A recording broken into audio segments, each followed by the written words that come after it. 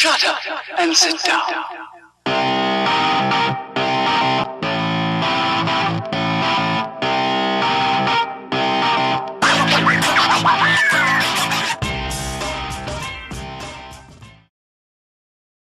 The world is a crazy place, and in that crazy place, food reigns king.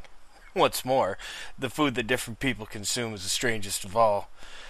Where would people come up with some of these ideas and why? I know a few were desperation and sustenance, but others, they just make no sense at all. Would you eat a dead, hard, dry penis? Yeah, me either. Alright, here we go. I don't know if I'm going to pronounce this wrong or what, but cinemalita from Belize is a dish that contains mashed and roasted cockroaches. And it's no real secret that most countries outside of the U.S. are far less touchy about eating insects. Cockroaches, they're not really a far stretch in that general direction. In all honesty, we're about the only culture that looks down on eating insects, and really over the past couple of years that's started to change because of the nutritional values that have popped up in them and everything else. They are a huge source of protein. A lot of survivalists will swear by that eating insects is an easy source of food because you don't really have to expend a whole lot of energy to get them. And cooking them, I can't really make it that bad. I mean, the survivalists all do it. If that were true, though, you think that eating cockroaches being good and everything, that dude from the old TV show on MTV, Joe's Apartment, that movie, he would have become a gourmand and eaten like a king. There are several ways to eat a guinea pig in Ecuador. The animals, called collas in Spanish, are usually cooked whole, grilled, or sometimes deep fried, and most of the guys who order them, they eat every last morsel, literally from head to toe. Rodents, they're not that hard to think of as something that we could use as a food source. They're low on the impact in the environment, an alternative to larger livestock. Farmers that raise livestock are constantly looking for ways to provide pasture for their stock, including clearing forests, which can cause erosion, water pollution, all the basic damages to the planet itself from raising large cattle. I'd said that a herd of guinea pigs that consists of 2 males and 20 females can sustain the number unto itself while feeding a family of 6 regularly. So the next time you hear a persistent squeal of the guinea pig your friend has, maybe you should hear a dinner bell. Supper's done, dude! Rat meat sausages are a delicious treat in the Philippines. I wasn't able to find a lot of information about this, but the truth is the same with rats as it is with guinea pigs. Rodents are more efficient at a food source in the low impact of the environment and their ability to turn less food into more meat.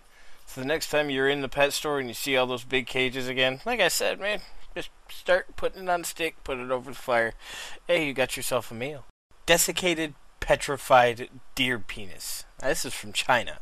Every part of this dish just sounds horribly wrong. It's not surprising since most of the Asian culture does ingest random animal penises, bones, body parts to enhance their own sexual prowess and sexual experiences, but I'm going to break it down for you guys. Desiccated means dehydrated, powdered, the removal of all moisture. Petrified, to make rigid or inert, to harden, deaden. So basically, the whole definition is eating a dead, dry, hard deer penis. Biting, without the courtesy of a good blowjob.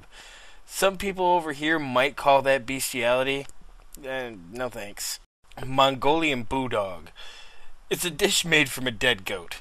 The skin around the neck is cut, and the dead goat is turned inside out, legs broken at the knees, so the upper leg bones can be removed, and the internal squishy bits being removed, but the liver and the kidneys, they leave those inside.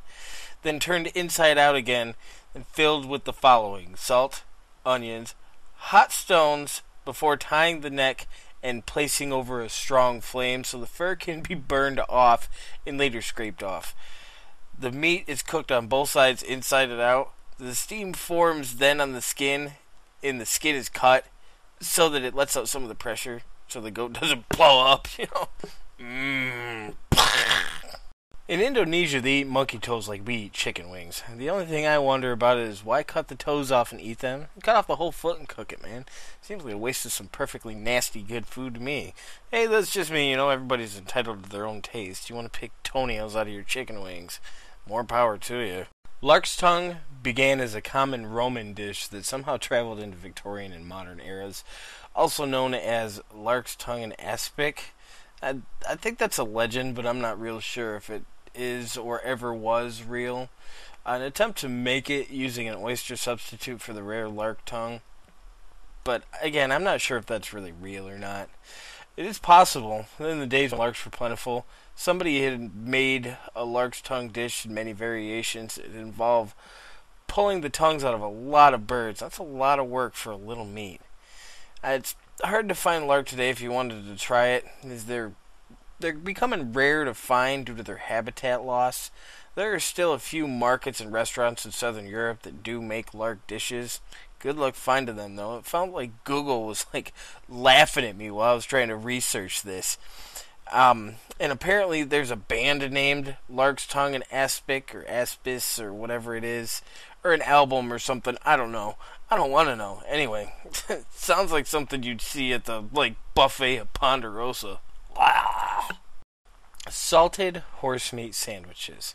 Is this any different than bologna? Is anybody else having a hard time trying to figure out if they would rather eat horse or bologna?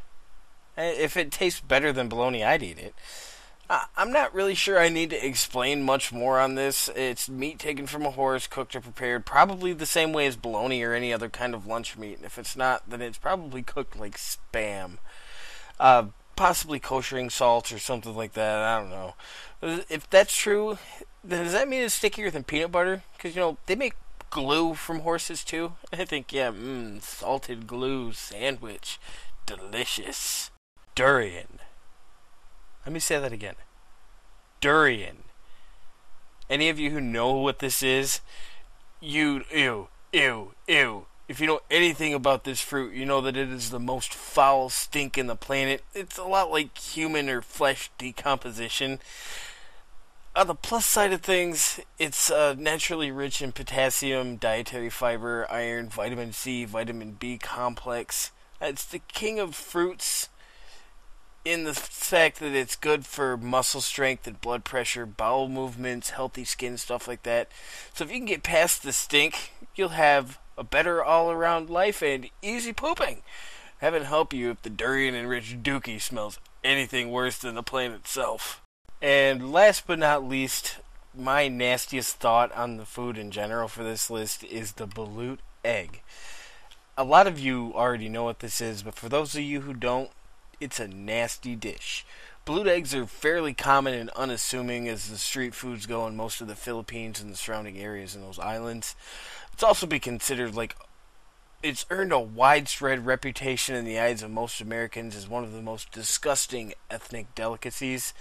Most of the eggs in which Americans we know, they're unfertilized, but the balut egg, it's a variety of fertilized duck eggs that's incubated and allowed to grow in vitro, usually for a couple weeks, sometimes longer.